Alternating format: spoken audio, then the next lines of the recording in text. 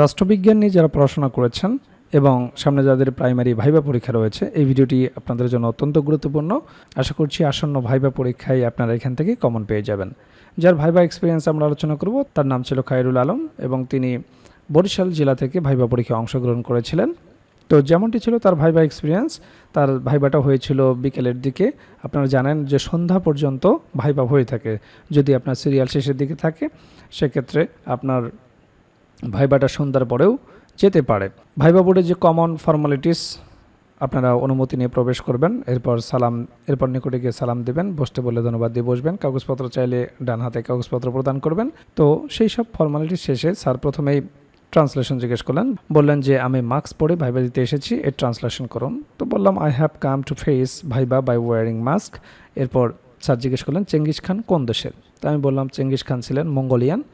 এরপর স্যার বললেন শেরে বাংলা সম্পর্কে কিছু বলুন। যেহেতু আমি বরিশাল জেলা থেকে ভাইবা দিতে গিয়েছি, শেরে বাংলা সম্পর্কে জিজ্ঞেস করবে এটা আমি আগে থেকেই জানতাম। তো আপনারা এভাবে উত্তর দিতে পারেন। শেরে বাংলাকে ফজলুল হক 1873 সালের 29 অক্টোবর বরিশাল জেলার বানরিপাড়া থানার চাখার গ্রামের সম্ভ্রান্ত কাজী পরিবারে জন্মগ্রহণ করেন। 1940 সালে মোহাম্মদ আলী জিন্নাহর সভাপতিত্বে লাহোরে অনুষ্ঠিত নিখিল ভারত মুসলিম লীগের অধিবেশনে জ্বালাময়ী বক্তৃতায় প্রথম পাকিস্তান প্রস্তাব পেশ করেন। তার বক্তৃতায় মুগ্ধ হয়ে পাঞ্জাববাসীরা তাকে উপাধি দেয় শেরে বাংলা, অর্থাৎ বাংলার বাঘ। সেই থেকে তিনি শেরে বাংলা নামে পরিচিত। 1937 সাল থেকে 1943 সাল পর্যন্ত দীর্ঘকালের প্রধানমন্ত্রিত্বকালে তিনি বহু জনকল্যাণমূলক কাজ করেছেন। এই সময় তিনি ঋণ সালিসি বোর্ড গঠন করেন। এর ফলে দরিদ্র চাষিরা সুদখোর মহাজনের কবল থেকে রক্ষা পায়। পাকিস্তান প্রতিষ্ঠার পর থেকে তিনি 1952 সালে সাবেক পূর্ব পাকিস্তান অ্যাডভোকেট জেনারেল নিযুক্ত হন। 1954 সালে দেশের সাধারণ নির্বাচনে তিনি যুক্ত ফ্রন্ট দলের নেতৃত্ব দিয়ে বিপুল ভোট পেয়ে জয়লাভ করেন। তিনি পূর্ব পাকিস্তানের প্রধানমন্ত্রী হন। তো এতগুলো হয়তো আপনি বলার সুযোগও পাবেন না, তার মধ্যে আপনাকে থামিয়ে দেবে। ভাইবা বোর্ডে এমনই, আপনি জাস্ট বলা শুরু করবেন, তারাই আপনাকে থামিয়ে দেবে।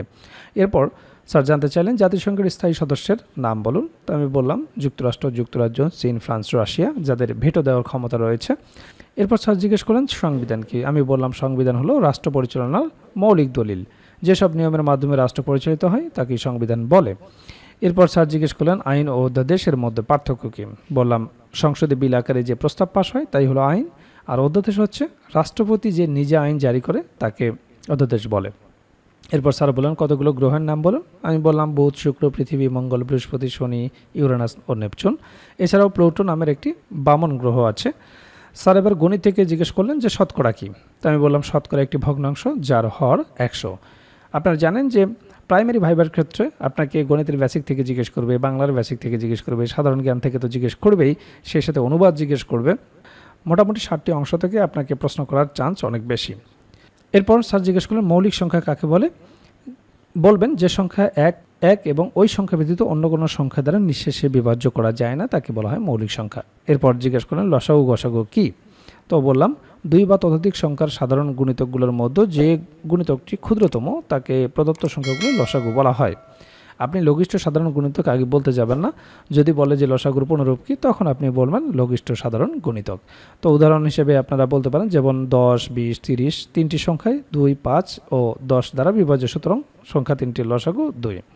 আবার কয়েকটি সংখ্যার সাধারণ গুণনীয়ক বা উৎপাদকগুলির মধ্যে যেটি গরিষ্ঠ মানে বড়, তাকে প্রদত্ত সংখ্যাগুলোর গসাগু বা গরিষ্ঠ সাধারণ গুণনীয়ক বলে। এখানেও আপনারা গরিষ্ঠ সাধারণ গুণনীয়ক বলবেন না। যদি জিজ্ঞেস করে গসাগুর পুনরূপ কী, তখন আপনি বলবেন গরিষ্ঠ সাধারণ গুণনীয়ক। কারণ ভাইবা বোর্ডে আপনাকে কিছুটা কৌশলী হতে হবে, এমনভাবে উত্তর করতে হবে যাতে পরবর্তী প্রশ্ন আপনার উত্তর থেকেই আসে এবং আপনি সেটা পারেন। তো উদাহরণ হিসেবে বলতে পারেন যেমন 10, 20, 30 তিনটি সংখ্যায় 2, 5, 10 দ্বারা বিভাজ্য, সুতরাং সংখ্যা 3টির গসাগু হচ্ছে 10। তো এরপর বরিশাল জেলার 5 জন এমপির নাম জিজ্ঞেস করলেন। আমি বললাম আপনাদেরকেও বরিশাল জেলা সম্পর্কে জিজ্ঞেস করতে পারে, বিখ্যাত ব্যক্তিবর্গ, বরিশাল জেলার নামকরণের ইতিহাস, বরিশাল জেলা মুক্তিযুদ্ধে কী অবদান রেখেছিল, বিখ্যাত সব জিনিসগুলো, ভাষা সংস্কৃতি সম্পর্কে জিজ্ঞেস করতে পারে। তো আপনারা দেখলেন ভাইবা বোর্ডে কী ধরনের প্রশ্নগুলো জিজ্ঞেস করা হয়, কোন কোন বিষয় থেকে প্রশ্ন জিজ্ঞেস করা হয়। আর এই বিষয়গুলো নিয়েই আমরা তৈরি করেছি প্রাইমারি ভাইবার জন্য কমপ্লিট একটা প্যাকেজ, যে প্যাকেজে আপনার বিষয়ভিত্তিক ভাইবা প্রশ্ন তো থাকবে, একেবারে রিয়েল ভাইবার আলোকে বিষয়ভিত্তিক নোটটি তৈরি করা হয়েছে, যেখানে বিগত বছরে যে রিয়েল ভাইবাগুলো হয়েছে তা সুন্দরভাবে সমাধান করে দেওয়া হয়েছে। সেই রিয়েল ভাইভাগুলোও যদি আপনারা ভালো মতো দেখে যান, সেখান থেকেই বেশিরভাগ প্রশ্ন আপনারা কমন পেয়ে যাবেন। এছাড়াও আপনারা জানেন যে ডিপার্টমেন্টে আপনি ভাইভা দিতে যাবেন, সেই ডিপার্টমেন্ট সম্পর্কে অবশ্যই আপনাকে প্রশ্ন জিজ্ঞেস করতে পারে। তো সেই বিষয় সম্পর্কে একটা ভাইভা নোট থাকবে, প্রাইমারি সম্পর্কিত একটা ভাইভা নোট থাকবে। প্রাইমারি ভাইভায় অবশ্যই আপনাকে অনুবাদ জিজ্ঞেস করবে, অনুবাদের উপর একটা ভাইভা নোট থাকবে, যেগুলো প্র্যাকটিস করে গেলেই যথেষ্ট। এরপর আপনার নিজ জেলা সম্পর্কে অবশ্যই আপনাকে দু একটি প্রশ্ন জিজ্ঞেস করতে পারে। আপনার জেলা কেন বিখ্যাত, আপনার জেলা দর্শনীয় স্থান কি, আপনার জেলার নামকরণ ইতিহাস কি, বিখ্যাত খাবার কি, ভাষা ও সংস্কৃতি সম্পর্কে জিজ্ঞেস করতে পারে, মুক্তিযুদ্ধে কী অবদান রেখেছিল, নানাবিধ গুরুত্বপূর্ণ প্রশ্ন থেকে আপনাকে দু চারটি প্রশ্ন জিজ্ঞেস করতে পারে। তো সে সম্পর্কিত আপনার জেলার ওপর সুন্দর একটা সাজানো গোছানো নোট থাকবে।